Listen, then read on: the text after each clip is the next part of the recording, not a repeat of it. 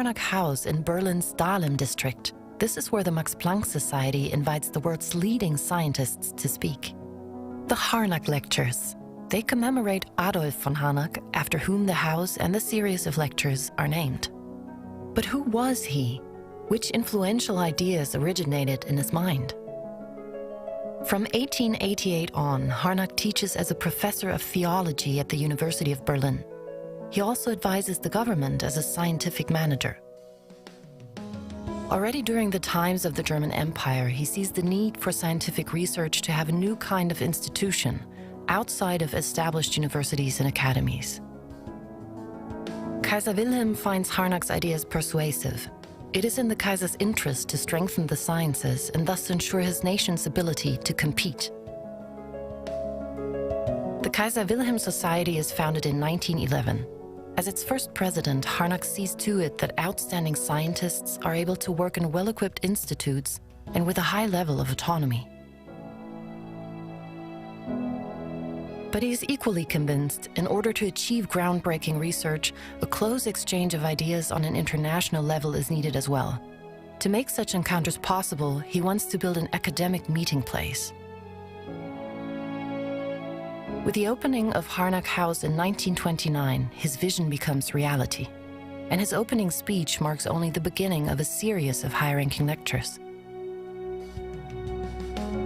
Albert Einstein, Lise Meitner, and Otto Warburg belong to the long list of speakers from all over the world. The core values Harnack established in those days remain just as valid for today's modern system of science: internationality, excellence, and broad-mindedness. For Harnack, this also means supporting the integration of women into the sciences. Eventually, his daughter Agnes became one of the co-founders of the German Female Scientists Alliance.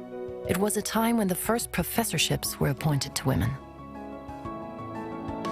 Today, Harnack House functions as a conference venue for the Max Planck Society, which itself originated in the Kaiser Wilhelm Society. The Harnack Lectures encourage an international exchange beyond the boundaries of respective disciplines. Hans Clevers delivered a lecture about building miniature organoids that could prove to be a future tool for testing new drugs.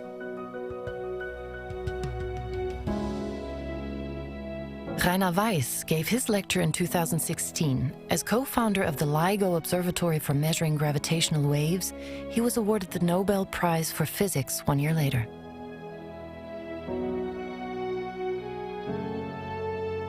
Thus, the Harnack Lectures are testimony to the successful concept of non-university research within the framework of the Max Planck Society.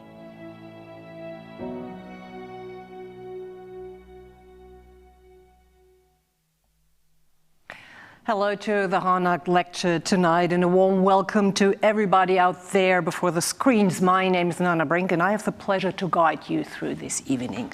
Our theme tonight, the rise and fall of democracy, what political science can teach us. With me live here at the Munich Literaturhaus is Professor Martin Stratmann, the director of the Max Planck Society, the Max Planck Gesellschaft. And before he will tell us who is going to enlighten us this evening, let me give you a brief overview. The Harnack Lecture is, as you probably all know, a distinguished discourse addressing all three sections of the Max Planck Gesellschaft. And normally, the lecture would be conducted as a prominent social and, of course, intellectual event in the Harnack House, but due to the pandemic, we proceed for a second time, unfortunately, in a digital format. Our guest today is Professor Daniel Ziblatt, Eaton Professor of the Science of Government from Harvard University, and he's the director of the Transformation of Democracy Research Unit at the WZB, the Berlin Social Science Center. And he specialized in European studies and the history of democracy. He's a New York Times and Spiegel bestseller with his recent book, How Democracies Die, that he co-authored with Stephen Lewinsky. His lecture will be followed by a Q&A session, and you all, of course, can pose your questions via the chat function. And with this, I have the honor to hand over to Professor Stratmann. Professor Stratmann, from your personal point of view, what is so important in Daniel Ziblatt's research for our modern society? Well, to me, based on our own very specific German history, I find it interesting to understand what elements are important for the resilience of modern democracies. We live in times these days of enormous change. I would call it a turning point in human history. And I think climate change and, for example, mass migration in endangered regions of the world are only very few elements that characterize these times. And this puts our societies under enormous pressure. And that we do see, honestly, week by week. The question now is, do our democracies stand up to this pressure? Do we see signals of failure? Or how do we make sure that our systems in the end demonstrate, hopefully, a higher resilience than, for example, autocratic societies like the one in China? Dear colleagues, dear Professor Ziblatt, it's interesting. In this age of ultimate self-observation in which we find ourselves, it seems that often enough we are just satisfied with capturing an impression of what is going on than really getting to the bottom of it. But are our democracies really as threatened as anyone seems to assume, looking, for example, to the US or looking to Europe? And if so, what is at the heart of that problem? And aren't there also positive and new pro-democratic signals that we may perhaps underestimate when we take our snapshot of the current state of the world? Today, we can hope for answers from a person who is one of the most renowned scholars internationally in the field of democracy research. It is, as had been announced, Professor Daniel Ziblatt, the Eaton Professor of the Science of Government at Harvard University, as well as Director of the Wissenschaftszentrum für Sozialforschung in Berlin.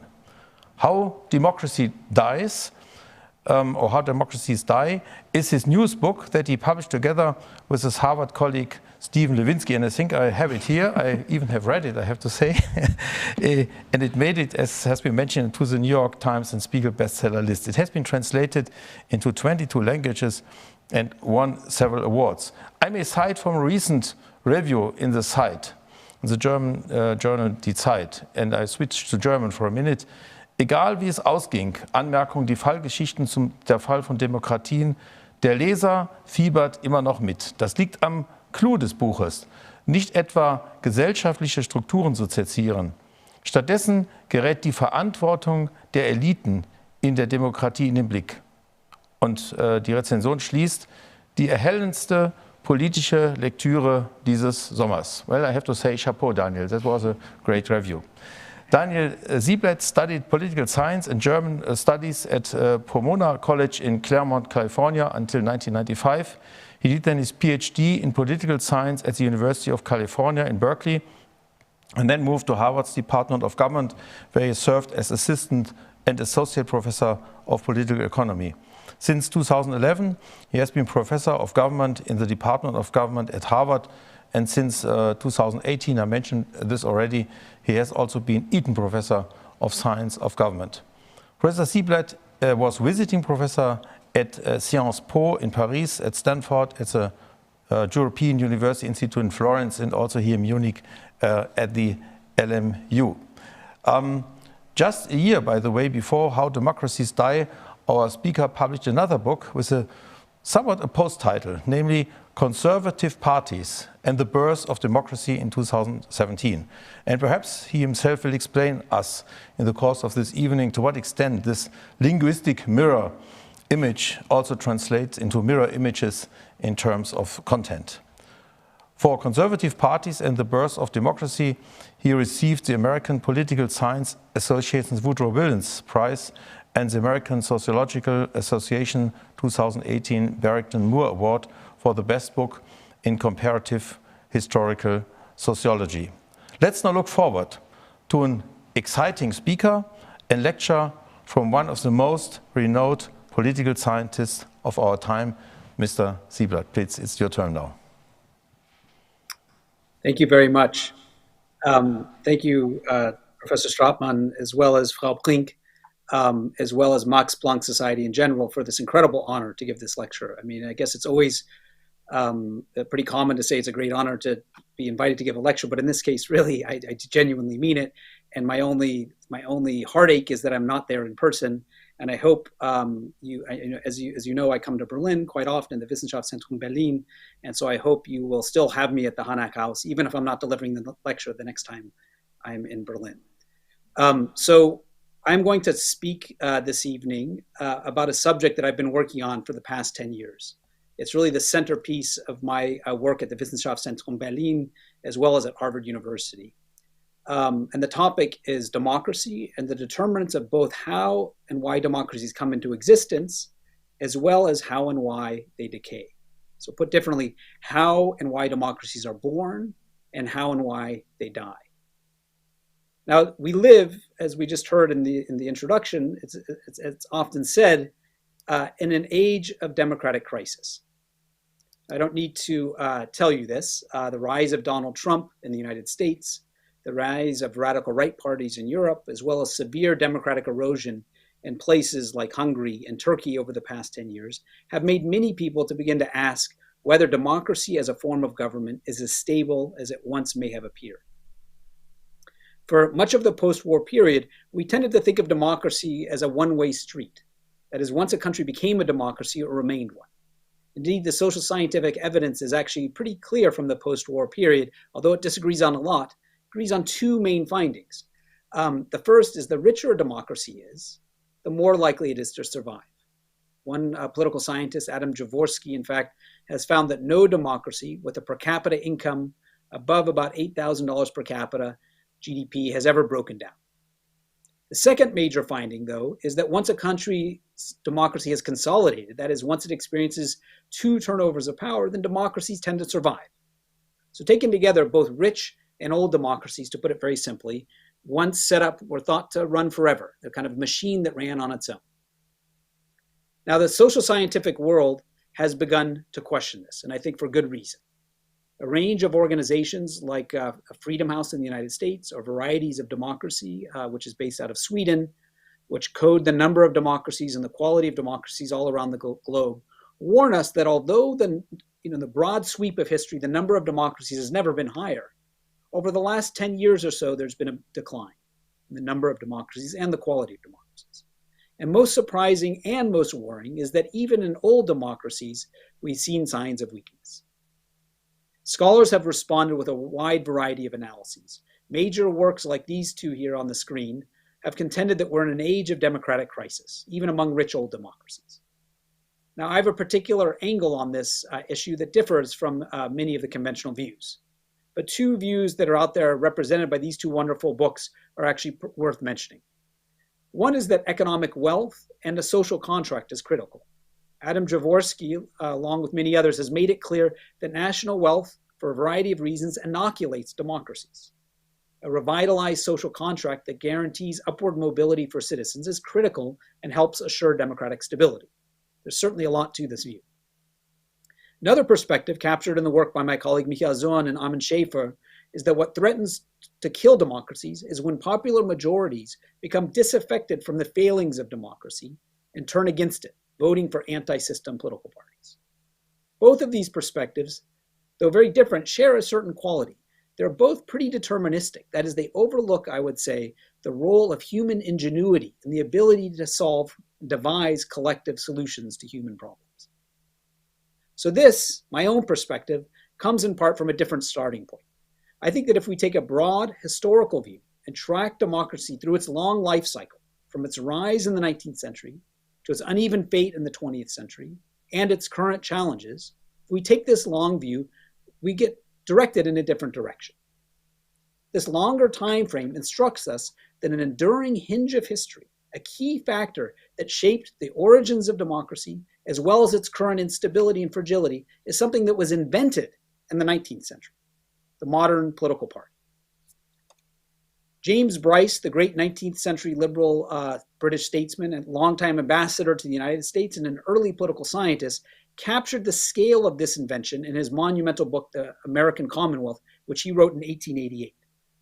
He wrote, and this is a quote from James Bryce written in 1888, "The greatest discovery ever made in the art of war is when men began to perceive that organization and discipline count for more than mere numbers. This gave the Spartan infantry a long career of victory in Greece. The Americans," Bryce wrote, "made a similar discovery in politics some 50 or 60 years ago.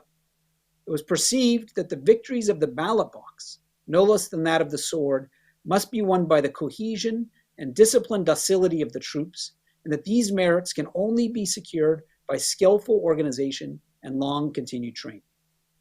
Now, we don't often think about inventions or discoveries in politics. We often think that discoveries and inventions only take place in science labs. But political parties, a concept that really didn't exist before the 19th century. The word, after all, doesn't even appear in the US Constitution written in 1787. Political parties were an invention, a political invention of the 19th century. The invention of mass, modern, democratic party organization, hierarchical organization that mobilizes voters to win elections, like other discoveries and inventions, let's say Darwin's theory of evolution, prompted massive initial pushback. Critics at the time decried parties as dangerous and evil. Early social scientists, Moshe Ostogarsky, Robert Michels, to name two, along with many others, viewed political parties as themselves anti-democratic.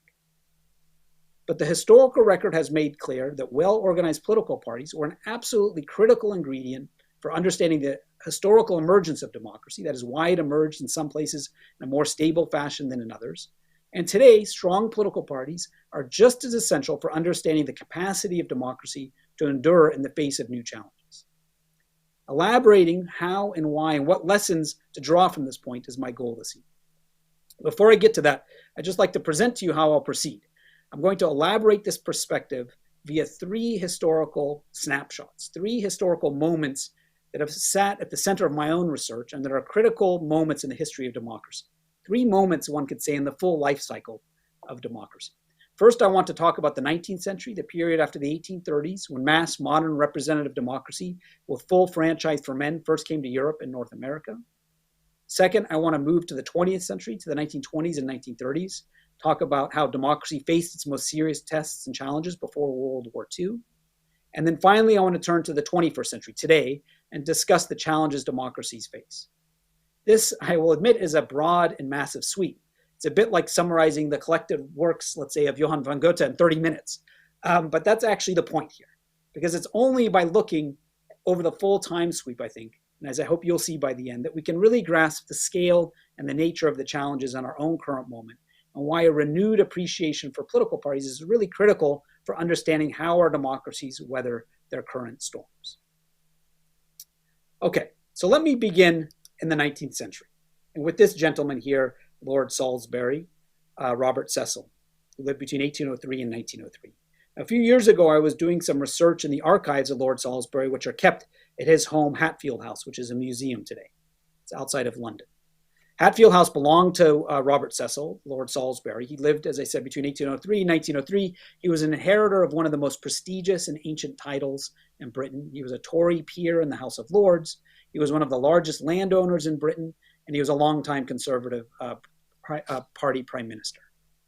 At the end of my last day of going through his papers and letters for research I was doing for a book I was writing, the archivist invited me upstairs. He flicked on the lights, and there were high ceilings, and I remember walking down one of the kind of central hallways through the building with marble floors and giant walls with oil paintings of the patriarchs of the Cecil family going back to the 1550s. And I had this distinctive feeling and realization that I was in the seat of 19th century British political power. If there was ever a place where a political elite ought to have felt secure or self-confident that its power would last forever, this was it. It had been owned by the same family for 400 years. His ancestors had advised Queen Elizabeth I. But when this Lord Salisbury was alive, he was the most powerful man in the country. The United Kingdom, that was the most powerful country in the world, at the apex of its power. But what was so striking is an incredible juxtaposition, because when I read his papers and letters down below, I saw something very different. I saw a panic about the unfolding politics of the time, the unfolding politics of democratization. In particular, I sensed a keen feeling of foreboding that the world was coming to an end. I'd like to read to you something that Salisbury wrote in 1860, a few years before the Second Reform Act that expanded the right to vote to urban working class voters. So Salisbury wrote, and I quote, "The mists of mere political theory are clearing away. The struggle between the old English Constitution on the one hand and the new democratic forces that are laboring to subvert it on the other is in reality, when reduced to its simplest terms, a struggle between those who have to keep what they have got and those who have not to get it. Democracy is the right of 8 beggars to govern 7 Rothschilds, and what is more, to tax them." So let me repeat that. Democracy is the right of 8 beggars to govern 7 Rothschilds, and what is more, to tax them. So Lord Salisbury, Robert Cecil, was panicked about the prospects of the rise of democracy. This is a useful starting point because a core problem of democratization has to do with elite fear of democracy. Today and in the past, fear of the masses has been the major barrier to democratic transitions, and even once democracy is achieved, is the major source of the undermining of democracy after the fact. Figures like Lord Salisbury had a lot to fear and were powerful and could have blocked democratization. And more generally, I would say, fear by old regime elites, whether landed elites in the 19th century like Salisbury, the leaders of single-party regimes around the world today, or modern-day autocrats. And in all of these cases, old regime elites allied to a non-democratic regime are the major barrier to democratization. And for democracy to become self-enforcing, to be adopted and to last, old regime elites like Salisbury must concede and comply with democratization. But how does this happen? Now, what's striking about Salisbury is that he was vehemently opposed to the 1867 Reform Act. That was a pretty modest suffrage reform to working class male voters. By the 1880s, he had changed.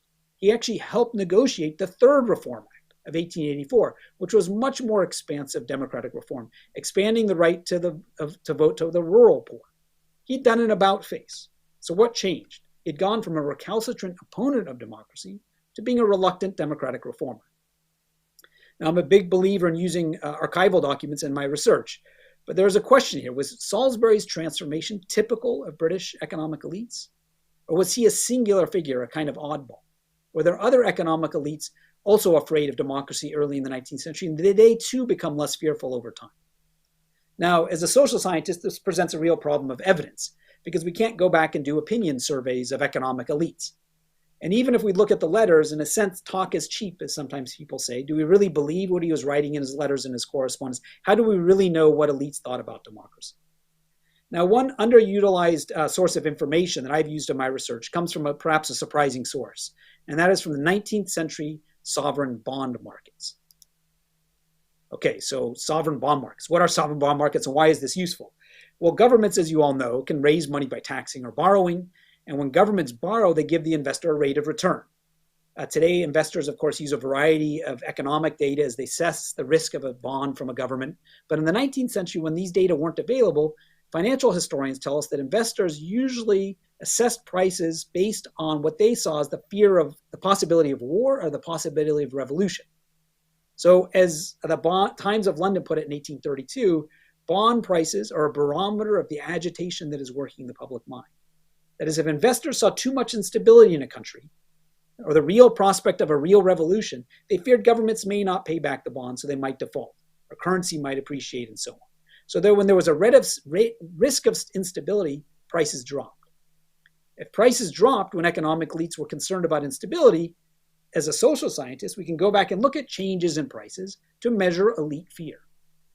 So if we look at the figure here on the right, using monthly bond data, my former student Aditya Gupta and I, in a couple of articles, show that using the Economist's, Back of Economist, and other financial press at the time, we reconstruct monthly bond market prices of British sovereign debt for the whole 19th century. And what we see is over the course of the 19th century, generally the risks went down. The yield dropped. Investors sort of thought the market was safe.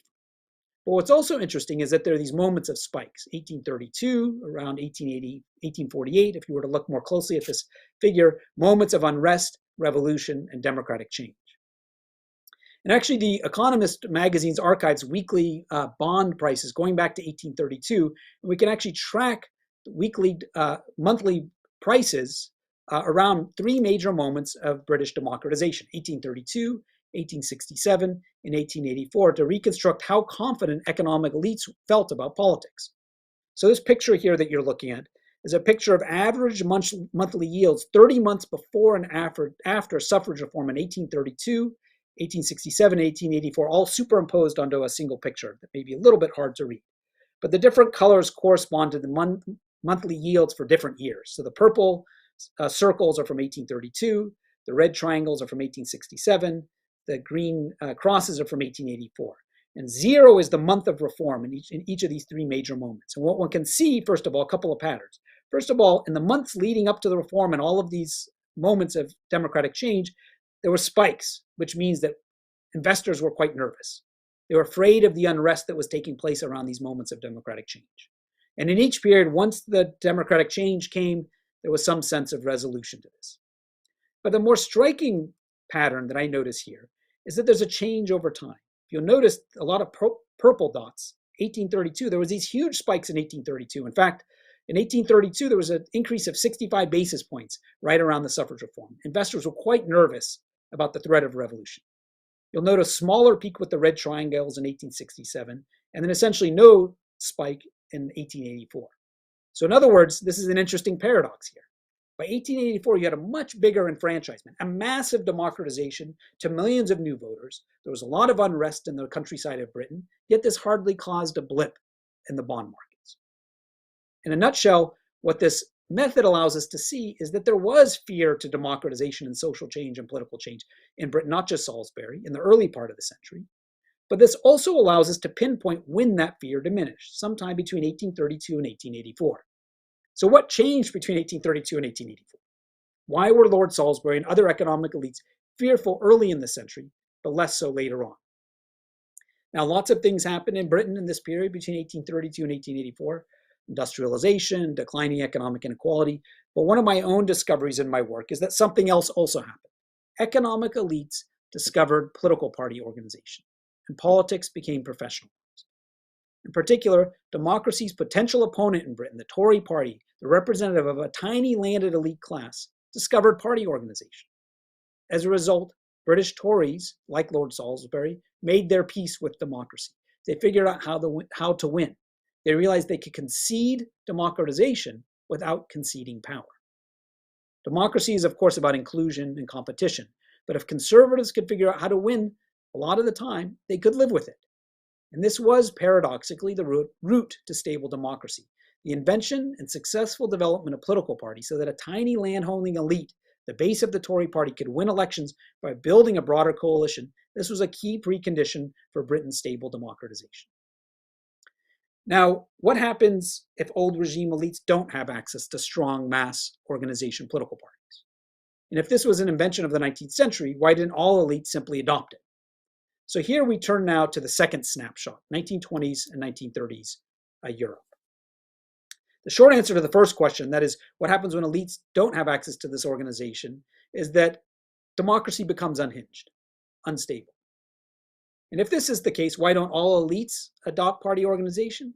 Well, what we see in the interwar years is that in a whole cluster of countries, Spain, Germany, Italy, just to mention three, old regime elites had already survived in the 19th century, sheltered from genuine political competition via military regimes, corrupt liberal regimes, and so on. So they simply didn't have to invest in building up the complex organizational infrastructure of a mass party. So these old elites could survive without this kind of organization, at least for a while. But the result was fatal when democracy eventually arrived, as it did in this picture here on the left of Philipp Steidemann proclaiming the German Republic in 1918 from the window of the Reichstag. When democracy arrived overnight after World War I, the absence of this party organization proved fatal. Now, there's lots of explanations for the collapse of democracies and survival of democracies in these years, in the 1920s and 1930s. But one of the key eyewitnesses to Germany's demise, Karl Lowenstein, a liberal political scientist who escaped from Germany and immigrated to the United States in the 1930s, ended up at Amherst College down the road from where I'm sitting to you right now. I wrote an essay that appeared in the American Political Science Review in 1937. So Karl Lowenstein was a liberal, but he assessed the lessons of Weimar, and he wrote, "Democracy is the Trojan horse by which the enemy enters the city." Now again, Lowenstein was a Democrat, but he thought that the Weimar experience exposed a vulnerability of democracy more generally. And that vulnerability is one that a lot of people probably still presume democracy possesses, that voters can elect an autocrat to power. that democracy can die at the ballot box. This is correct, but I would argue this is only half the story, because I think Lowenstein made an error that many make today as well. It's a mistake to think that because democracy can die at the ballot box, that democracy is above all threatened by illiberal voters who are not sufficiently committed to liberal democracy. Now, this is an old fear going back to at least John Stuart Mill. What if voters are not ready for democracy, Mill asked. But this fear also animates many of those who fear populism in the contemporary world, that the great unwashed illiberal majorities will vote autocrats into office.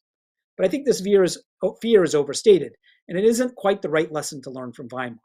Because remember, before it came to power, the Nazi Party's membership never peaked above 2% of the population. Hitler's Nazi Party never got more than 33% of the vote in free and fair elections. Now, of course, whenever a country has 1/3 of its electorate supporting a party like the Nazi Party, this is a major problem. I don't want to understate this, because this is a malignant, obviously, and destructive social movement that posed a real threat to German democracy. So what's my point? My point is that as important as the Trojan horse of democracy may have been, just as important are the gatekeepers who let the Trojan horse into the city. The gatekeepers. So who are democracy's gatekeepers? My answer is mainstream political parties. In Italy in the 1920s, longtime conservative liberal leader Giovanni Giletti saw Mussolini an outsider on the political horizon, and seeking to tap into Mussolini's mass appeal, included fascists on his Liberal Party candidate list for elections. This helped to legitimate and normalize Mussolini and ultimately open the door to his rise to power. And soon after that, Giletti disappeared from the political stage. In Weimar Germany, the leader of Germany's traditional conservative party, the DNVP, forged a loose alliance with Hitler in the 1920s under the leadership of media mogul Alfred Hugenberg, trying to draw on Hitler's grassroots appeal to shore up his party's declining base. But this strategy only helped to legitimate Hitler. And in early 1933, when conservative leader Franz von Papen tried to ease the worries of his conservative allies about Hitler's appointment as chancellor, von Papen told them, and I quote, "Don't worry, within 2 months, we'll have pushed Hitler so far into a corner, he'll squeal." In both Italy and Germany, it was mainstream parties, driven by short-term ambitions, that abandoned their gatekeeping role and let extremists in the door. In both cases, this of course turned out to be a tragic miscalculation. So a key lesson of this period is that electoral authoritarians, who often tend to be outsiders, rarely get into power on their own. They're allowed in by establishment parties when they fail in their gatekeeping functions. And now, when are parties most likely to do this? Well, the short answer really is twofold. First, when they are organizationally weak and fear they will lose free and fair elections, when mainstream parties are nervous about elections, when they lack victory confidence. And second of all, when they are organizationally weak and lack the distancing capacity, that is, firewalls to keep extremists out. So here's some other data from a book that I wrote, 2017, where I code these countries in terms of fragmentation at the right end of the electoral spectrum. So essentially the number of conservative parties weighted by the number of voters for each party. And what you can see is that when you have a kind of all-encompassing, pretty strong democratic party, as you did in Sweden, Great Britain, Denmark, Belgium, one party on the right, that democracy survived. And the places where democracy got into trouble, those places you had a much more fractured right, which opened the door to the much more radical right. So in the 19th century, strong parties helped pave the way for democracy's rise. That's the first point I've made. In the 20th century, weak establishment parties meant parties couldn't serve as democracy's gatekeepers, leading to democracies to fail. Now, what about today? What about today? How do political parties help us understand our current moment? Well, the biggest challenge, I would say, of our current era in terms of democratic developments is the rise of radical right parties, movements, and groups, and our ability to cope with these groups. This is Donald Trump. This is Le Pen in France, the AfD in Germany. Now, most attention in social science has been on what we might term the bottom-up sources of this phenomenon. How economic dislocation, for example, generates changes in voter attitudes, how status threats bubble up, how voters turn away from democracy. Analysts are keen always to cite frightening-sounding opinion poll surveys. Young voters are turning away from democracy, we're often told. Or 70% of Republicans in the US don't believe Joe Biden is actually president, we sometimes see. But if there's a lesson from what I've told you so far, it's that the bottom-up accounts of political change are only half the story. Changing voter attitudes don't entirely drive politics. There's a top-down account also of our current moment. it also matters how political parties behave in the face of these threats.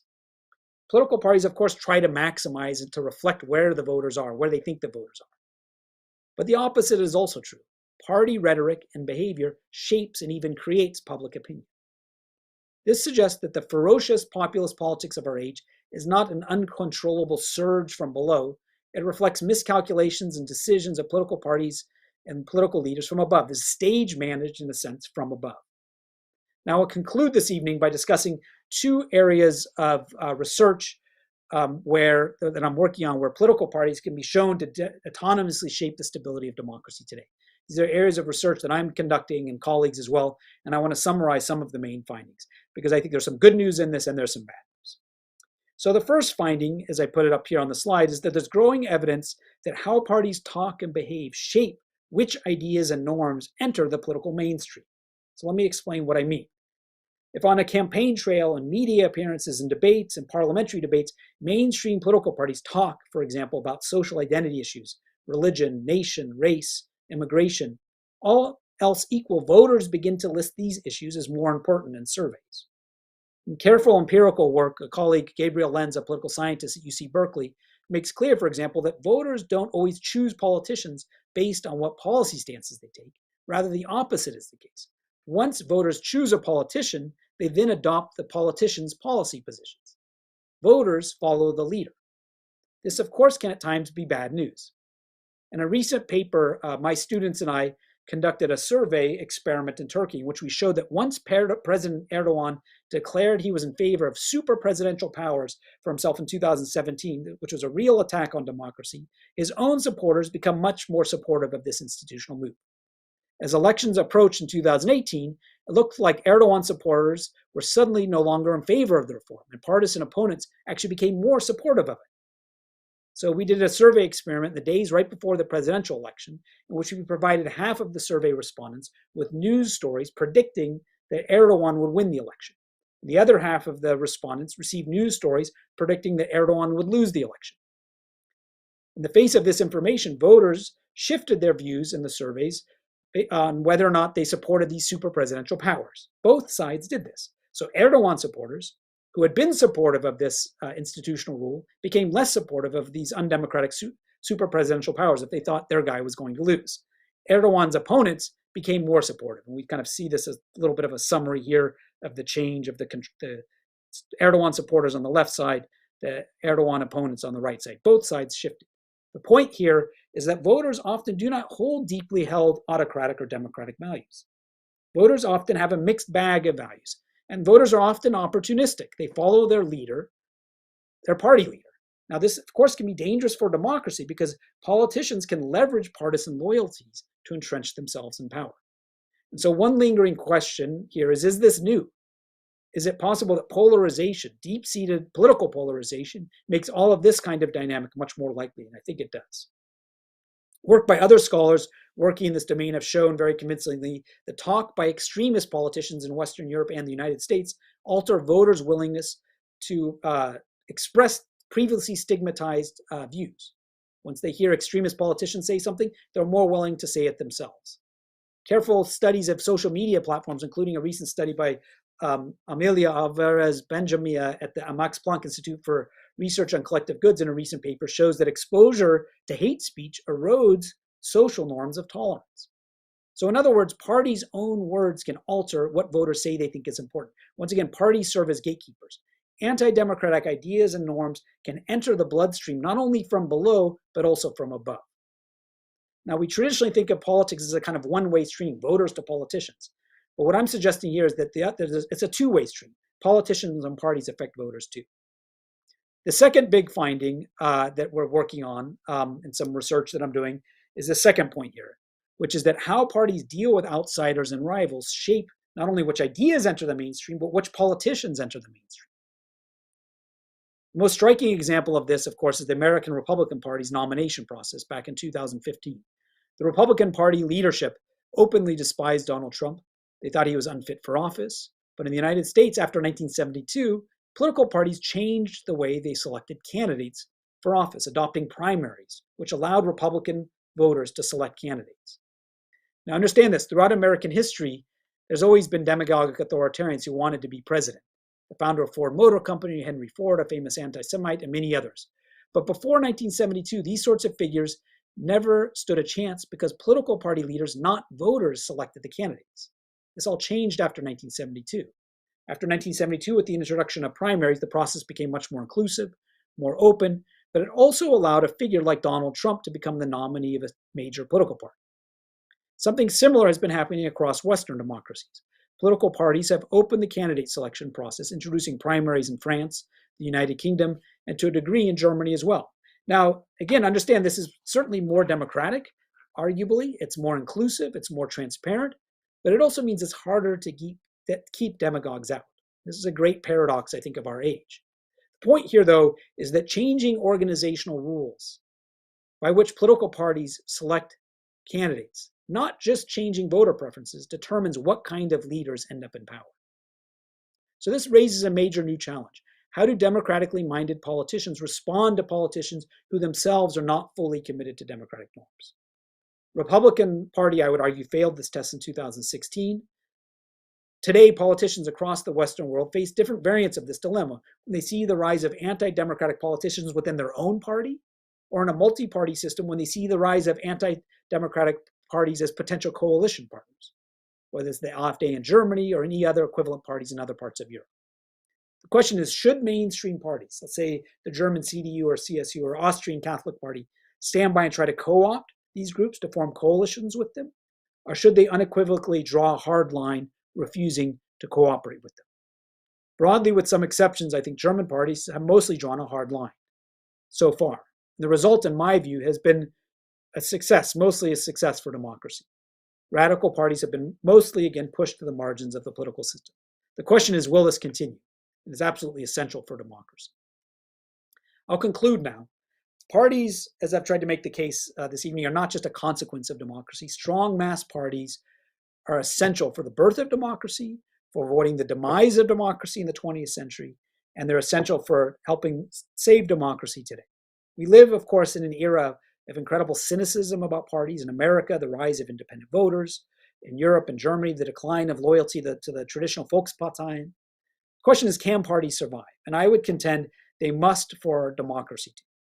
But there's also a lesson, I think, from today's talk, which is that just as it took human ingenuity and inventiveness, political ingenuity and inventiveness, to create and build mass parties in the 19th century, so must we today collectively figure out how to remake political parties for our own age, an era in which political parties have opened up. Traditional interest groups are in decline, unions, business associations. Social media has transformed our informational environment. The political challenge at the heart of making our democracy viable in order to address challenges like climate change, address future public health crises, is to make democracies viable for the long run, and I think parties will sit at the center of this. Thank you very much.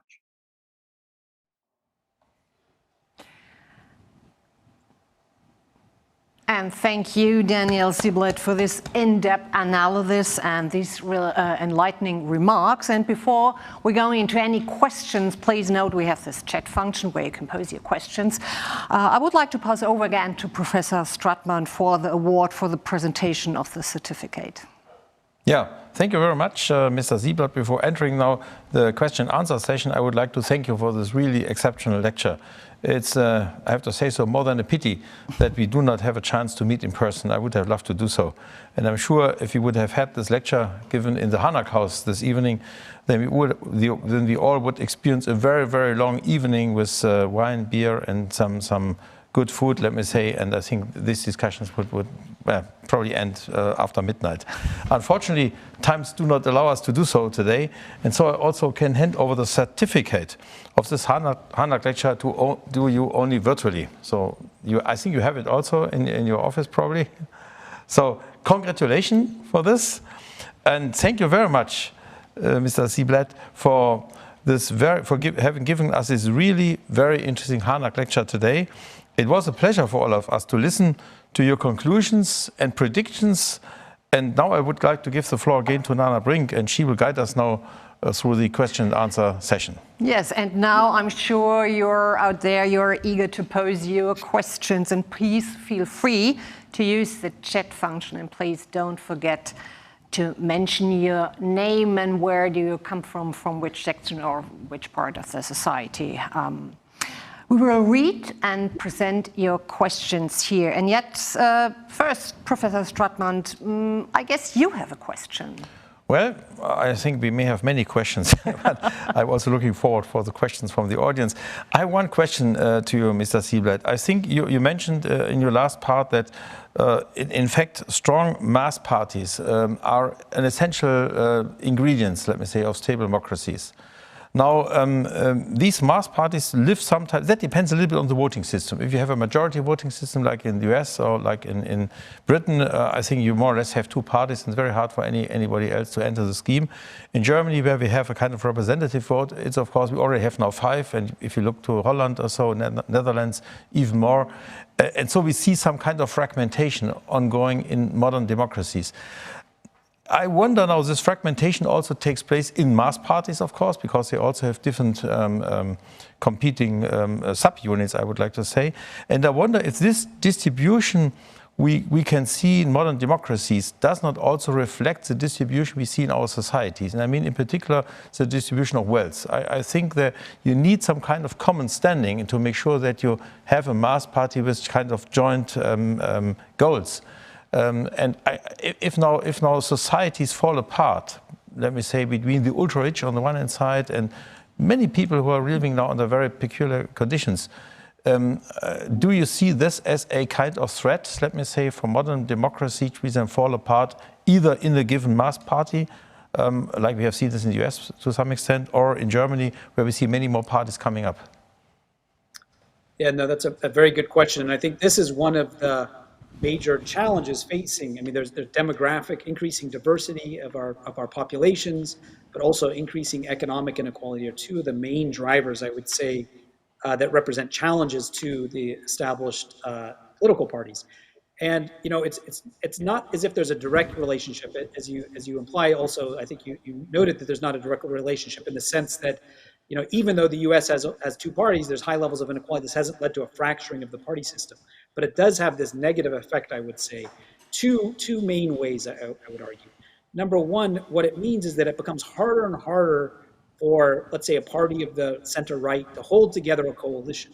In the 1950s and 1960s, the British Tory party could say that they were a party representing property-owning democracy, by which they meant somebody who owned a small home and, let's say, somebody who owned a factory. And that worked to hold the British Tory party together. But over the decades, as the divide within center-right parties has grown, it becomes more and more implausible for somebody at the lower income level to think they have anything in common with somebody at the higher level of income within the same party. So what this forces parties of the center-right to do in two-party systems like the US and Britain is to emphasize non-economic issues, to hold together this coalition. I think what you can regard Brexit, the issue of Brexit in Britain, as an example of that kind of topic. A topic that tied together both the wealthiest and the poorest members of the British Tory party. And we saw the disastrous consequences of this.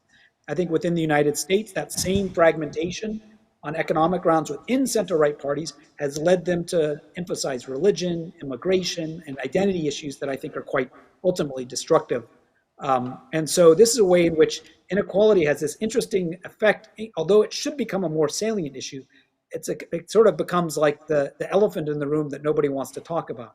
And everybody wants to talk about everything else but economic inequality. And these issues that people talk about usually feed into and benefit the radical right, I would argue, the kind of populist right. And it means that we don't address these underlying economic conditions which harm people in their daily lives. And so we have the first question that reached us from Jonas Frohwitter, and I will read them to you, Daniel Ziblatt. How do you think the increasing tribalism driven by social media platforms in Western democracies, and especially in the US, is threatening the basic principle of democracy? Yeah, it's a critical issue, certainly. And I would say make 2 points about this. One, I mean, there's a lot of social scientists studying this topic and trying to figure out, how exactly does this contribute to polarization? Does it? How much does it? I mean, certainly it does. How much does it? And so a lot of work being done where people are, essentially paid to only watch news stations or look at social media channels that they agree with. and then to survey them before and then survey them after. And what one sees both on the right and the left, that it pushes people to the extremes. Only looking at news driven that you agree with, which is driven by algorithms, makes you more radical. I mean, so far the evidence doesn't seem to be in these kind of limited studies that the effect is massive, but you add this all up over time and it probably has a big effect. So I think there's certainly social scientific evidence in addition to kind of just our general intuition about this that supports this position. But a second point I would make is that, one of the things that, as there's two ways in which parties have gotten weaker over time. One is, as I've said, they opened the door to primaries. But another thing is that for many, many years in the post-war period, political parties relied upon a kind of relatively mainstream media, whether it's 3 television stations in the United States, a couple of television stations in Germany, 1 in Great Britain, which provided a set of boundaries and established a set of norms for political behavior. If you were a politician, you wanted to run for office, you had to stay within those bounds. With the decline of that kind of media infrastructure and the kind of, in some sense, democratization of the media, which I wouldn't really call it democratization, so I put it in Einführungsstriche, is what it does is open the door and it makes it so that anybody can give an opinion. And so this opens the door and essentially allows for a transmission of a set of ideas that in some ways you could say is more inclusive, but I think it's double-edged because what it does is it opens the door for demagogues, it opens the door for demagogic ideas, and I think it obviously calls for new ways of thinking about how parties and politicians need to, and how citizens relate to social media. One obvious answer to this that's more difficult to actually implement than to kind of name as a solution is to train citizens to deal with how they interpret information and news, and this is part of civic education and political education and so on. But that's only a small part of the story. But let me just have a following question. Do you think the parties need more, maybe more training in just handling these social platforms or their answers or their talk, as you pointed out in your lecture? Yeah, I think people need to understand that, first of all, that when they're running for office, I mean, this is a hard point to make because when you're running for office, you'll say whatever you can to get elected, right? But I think the point that we want to make is that there are certain costs to that, long-run costs to that, to running on reckless kinds of themes. So that's the first point. Second point is, I think my sense of the German political landscape is that for a period of time, and just until recently, maybe until this election, I haven't seen the kind of data on this most recent election, the AfD, for instance, dominated Facebook. The AfD, these studies that have been done of kind of who makes the most, which parties make the biggest political postings, the AfD fully dominated, and the kind of main other parties did not really engage in this domain. And so, given that this is where the action is, it's pretty clear that parties need to increasingly engage in that. And I think maybe in this most recent election, things changed a bit. I don't know. So, but in each country there's going to be different answers to this because the U.S. with the First Amendment rights, it's much harder to limit freedom of speech, and people are only now working through how exactly speech can be on the one hand freedom of speech respected, but on the other hand understanding that there's grave dangers in all of this, and so how to kind of balance these things. And I think each country is going to come up with different answers to this. So, Professor Stratmann, should we take another question? There's another question. Yeah? Is there a minimum number in percentage of citizens who need to be active party members to ensure that democracies remain viable? Yeah, I don't know. And there are a number. I can't check it in Germany. Party membership numbers are declining to around 1 million in 2020 versus 2.4 million in 1990. Oh, so that data comes from the questionnaire? Yeah, that data comes from the questionnaire. Well-informed questionnaire. I should not be surprised. So, I'm not sure if there is a minimum number. Mass membership doesn't guarantee democracy. One can think of, it depends on who the parties are. One can have extremist parties with mass membership. Just think of the interwar period that are clearly a danger to democracy. So it partly depends on what the parties. But the main establishment parties, clearly engagement and membership is an important part of what it means to be a mass party. And I think a useful comparison can be made between the fate of the French socialists, let's say, and the German Social Democratic Party. From my view, I think French democracy is, although pretty robust and so on, is in a more precarious position today than German democracy is. And I think that's no small part due to the essential collapse of the Republican Party and the French Socialist Party, and the rise of, Macron was to be, had, as many ways as a liberal and committed to democracy, obviously, but when there's dissatisfaction in this kind of setting, you think of the Yellow Vest movement in France, instead of working through the party system, people have no avenue to express their dissatisfaction except simply to go out onto the streets. And so I think what party membership does and party loyalties do is they channel these sorts of conflicts through the party system, which I think ultimately is a healthier way to run a democracy. Yes, please. Yeah, I have one further question to you, Daniel. You mentioned gatekeepers, and gatekeepers, as you mentioned them, they're prominent people, I think, in given parties, let me say, who make sure that things do not fall apart, and that they also ensure that, let me say, the route the party does take is somehow honest. What about gatekeepers in the press? Because I think there are many more gatekeepers, of course, than the ones in given parties. And how do you see the situation changing in these days where the press, the standard press, I mean the typical gatekeepers like New York Times, Washington Post in Germany, similar papers, do decline heavily, at least in Germany. And I feel sometimes this gatekeeper job is somehow lost and is taken over by others like social media, but then it's not quite sure if that is a gatekeeper anymore. Yeah, so this process by which politicians in the United States used to pick their own presidential candidates rather than the voters, there was a political scientist who called this peer review. And I think, we're all scientists here, and I think we all love peer review. And so in a way, peer review is a bit what, we mean by gatekeeping. Now, this sounds very elitist, and so on, but I think there's a point here. One way of thinking about this is to think of the role of the professions.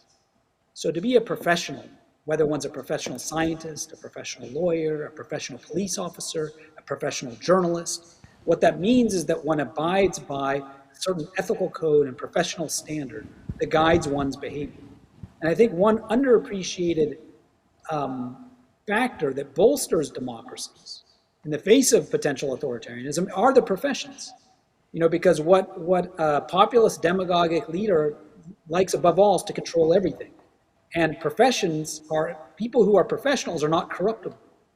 And they hold certain standards. And so I think one avenue of reinforcing the role of gatekeepers, and again, the phrase itself maybe strikes some people in the wrong way, is to reinforce the power of professions and professional associations in setting standards of behavior, again, from the civil service to the military to journalism to lawyers. And so, when I think of the American situation over the last 4 years, one of the most heroic roles was played by military officers who would not follow an illegal command, journalists who can't be corrupted, lawyers who resign rather than argue a case that they find unethical. This is the mechanism through which a civil society protects itself. And so I think that's one way of thinking about it. So I think we can skip the next question because it's exactly what Professor Stratmann says. But there's another question. And I think we're going from Germany right into the United States. Can I just have it from the beginning, please? Yes, thank you. Here, and I think Germany is meant, coalitions encourage voters moving from traditional parties. The US does not have such a mechanism. How can these independents gain a political voice? Yeah, so how can the independents gain a political voice? Yeah, so there's an increasing number, there's an increase. I guess the point here is that because you have a multi-party system, it's easier for voters to move around and they can find a voice, whereas in the US you have a two-party system. Well, I think if we were starting from scratch in the United States, we would have a multi-party system. I think the idea that you can have a population of 300 million people, as diverse as the United States is, geographically large as the United States, and cram everybody into two parties is kind of an insane proposition. And so, it's not surprising that these two parties are very diverse coalitions. That's really what they are. And so it makes it harder to get stuff done because, and so the current moment in the United States, Joe Biden is trying to get this climate change legislation through, and Senator Joe Manchin of West Virginia, who represents coal miners, is this one guy who's blocking this from happening. And it's because, again, we have this very diverse Democratic Party that ranges from a Democratic socialist on the left to people who would be quite conservative in the German political setting. So, I think voters can find a home in these very diverse parties. But I think ultimately, if we were to start over in the United States, we'd have a multi-party system. But as I said, the U.S. Constitution was founded before parties existed. So, there was no design for political parties in our constitutional structure. And it's been a series of ad hoc adjustments as we go along. And I think there's actually reforms underway in the U.S. A lot of people increasingly at the state level in the United States pushing for electoral reforms, different kinds of more proportional electoral reforms that may move in the direction of having more parties as one sees in Canada or something. So I encourage that. I think that would be a healthy thing. And I think the degree to which we don't have that in the United States is one of the weaknesses of American democracy. And we proceed with the next question. And I think Steve Reuterek, he is from the United States, I assume. No, he's Max Planck director. Okay, sorry. Director of the Max Planck Institute, yeah. Wonderful. Can you please share your views on the role of donor funding in contemporary party dynamics and prospects for democracy, especially in the United States? Yeah, so the role of money in American politics is completely out of proportion to where it should be. It has, there's a problem in all democracies, of course, but it's much more severe problem. I mean, the amount of money spent on presidential campaigns and congressional campaigns is incredible. And, it's driven by, there's always been more room for this in the United States because of the way that the Supreme Court interprets the First Amendment. Freedom of speech is equated with spending of money. But the situation's gotten much worse in recent years. A Supreme Court decision, 2013, essentially allowed for the spending of money without any accounting for where the money is coming from or who it's going to. And this has opened the door to obviously the lack of accountability, and it in itself is undemocratic because it means that some people have more voice than others. But even worse than that, I think, is that it has a polarizing effect on the United States, because what happens is if you're a kind of crazy politician or a crazy person who wants to get involved in politics, all you have to do is find your own private billionaire to finance you, and you can run for a president and stay in the campaign as long as you want, as long as the person paying for it allows you to. And so, if one looks actually at the number of participants in these Republican and Democratic primaries since 1972, when they opened up the system, the number of participants in these primaries has increased. And the number of outsiders, that is people with no political experience, has increased. And I think one part of the story is that as inequality has increased and there's more billionaires with more money to just spend on what they want, this allows for these people to kind of hang around in politics, affect the discourse when they really only have one main backer. And so I think this is incredibly poisonous. And so, I think there's, of course, efforts underway to try to change this back, but it's quite difficult given the current makeup of the Supreme Court. It's very hard to imagine this changing anytime soon. So it's also a grave weakness. Professor Stratmann, one further question? Yeah, I have one question, I have to say, which strikes me a lot these days. And I'm not so sure if you are not, I said before that we are really living in changing times. And I wonder if not these times we live in a very specific. The reason I'm asking you this is the following. You know that climate change is one of the top issues these days. And that puts extreme pressure on all of us. Now, usually we start activities on a short time scale, and we also can see the result of what we do, let me say, in kind of similar time scales. But for climate change, we know that we have to act now, we have to take action right now. These actions do disturb us, they hurt us sometimes, and I think they are also painful for some of us. But the payoff is on a much longer time scale, maybe a generational time scale, maybe in centuries. And it's unclear to me how we as a democracy can deal with those issues, because most people more or less vote for parties which promise, I would call it short-term profit in the end. And now we deal with an issue where you have to reflect, let me say, on very long time scales, because mankind changes our planet dramatically. And I wonder, is then in the end, and that's really a question I would like to ask you, is then a system like China where you can top-down decide what to do and how to act? And if all people have to change their cars from let me say, gas-fired cars to oil-fired cars to electrical cars, you can do so in a minute, and you can shut down all the coal plants in a minute, etc., etc., etc. Is this system then superior because they stay on some scientific grounds, whereas the others which have to look for majorities in their population, have to convince them on something which is very hard, even to believe in, because things are so far off. How do democracies, let me say, withstand this kind of pressure? It's a great question, and it's one of the great puzzles, I think, for our moment. I guess I think you're half right in the sense that I think you are right that democracies face a particular challenge, which is to think long term. But I think democracies also bring something to the table that authoritarian systems don't. So let me just say exactly what I mean. So I think on the first point, absolutely correct that politicians tend to think short run. Voters reward politicians for their short run. And so it's hard to think in the long run. One thing I would say is that democracies have faced this challenge before, but perhaps not with such grave consequences. I mean, any kind of infrastructure investment, let's say the building of bridges, highways, train structures, often require an investment over a long period where one doesn't receive the returns on this until long into the future. Or one can think of social insurance as a kind of similar kind of deal, where one invests into it and gets the benefits. And so let's say preserving or reforming Social Security, it may be costly now to do it, but we're doing it to save the payout for future generations. So democracies have done this.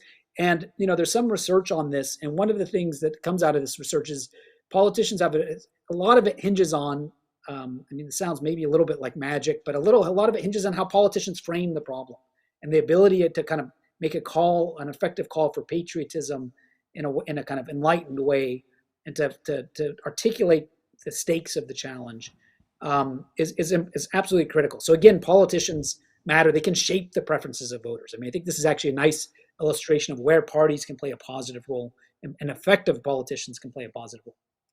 But nonetheless, even with the best politicians articulating the best vision for the future, this is a challenge. But I would say that authoritarian systems are not necessarily better off. It is true that they can force the change. If they want everybody to drive electric cars tomorrow, they can force that upon everybody. But there is an advantage that democracies have over authoritarian systems. And I think this actually became clear in the COVID era too. So one way of thinking about this is that democracies aren't as good perhaps at the output side of things once they've decided they want to do something. But the difference between authoritarian regimes and democracies is that democracies are better at collecting and transmitting information. So the recognition of a problem is absolutely something that democracies are much better at than authoritarian systems. A famous work by Amartya Sen, the Nobel Prize-winning economist, a colleague at Harvard, makes the case that there's never been a famine in a democracy, whereas and he compares India and China, and he makes the case that the reason why there's so many famines in China historically is that there's an inability to kind of deal with incoming information and transmit it up the hierarchy. There's a resistance to this, and this comes from the lack of transparency. A democracy, that the moment that the first COVID case comes out, or the moment that there's some problem that appears deep in the provinces of a country, media is on it, you have it transmitted through the system, and everybody's aware of it. And there may be difficulty in responding to it, but at the admission of a problem is something for which democracies have a distinct comparative advantage over autocracies. And so, I think it's no accident in a way that maybe authoritarian systems, once they decided that COVID was a problem, could address it, could impose a lockdown, could impose a quarantine. But it was much easier for democracies to admit that there was a problem of COVID. And both recognizing problems and addressing problems are both two sides of the same coin in trying to address basic problems like climate change. So I think there's hope for democracy. That's what I want. That would be a final challenge to you, Daniel Ziblatt, if you mentioned the coin. You mentioned that you've been working on democracy issues on the topic for the last 10 years. So if you look 10 years ahead, do you see our democracies still under siege?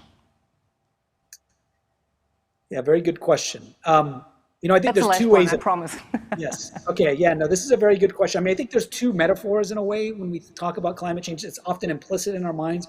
One is that this is like climate change, and that things are just going to keep getting worse. And that we have rising tides of disaffection, rising tides of dissatisfaction, and we need to build our walls higher. And this is inevitable.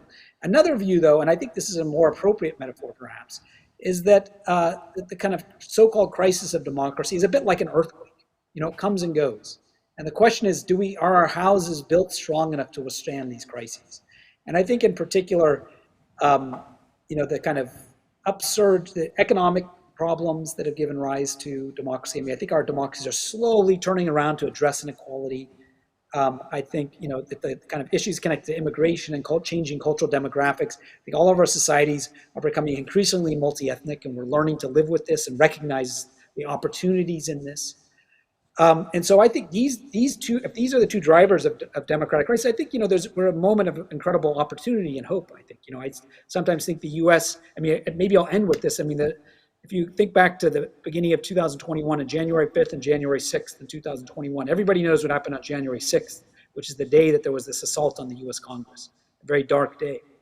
But what people forget is that what happened with 12 hours before that, on January 5th, was a day in which an African American and a Jewish American were elected to the Senate from the state of Georgia, a state of longtime segregation.